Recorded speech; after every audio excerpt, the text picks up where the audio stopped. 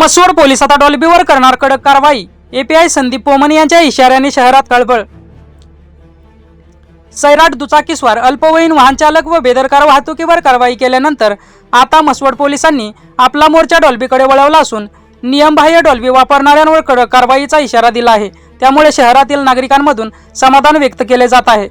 मसवड शहरात लग्नसराई, मिरवणुका, सार्वजनिक तसेच घरगुती कार्यक्रमांमध्ये अलीकडे सर्रास डॉल्बीचा वापर वाढला आहे। मोठ्या आवाजामुळे नागरिक, ज्येष्ठ नागरिक तसेच रस्त्यालगत राहणाऱ्या रहिवाशांना मोठा त्रास सहन करावा लागत होता।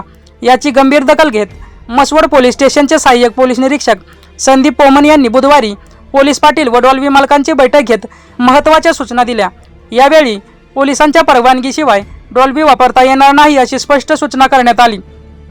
डॉल्बी मालक व कार्यक्रम आयोजकांनी पूर्व परवानगी घेणे बंधनकारक असून नियमांचे उल्लंघन केल्यास गुन्हा दाखल करून डॉल्बी जप्त करण्याची कारवाई केली जाईल असा इशाराही देण्यात आला। तसेच पोलिसांनी दिलेल्या अटी व शर्तींचे पालन न केल्यास संबंधितांवर कठोर कारवाई करण्यात येईल असेही संदीप पोमन यांनी स्पष्ट केले।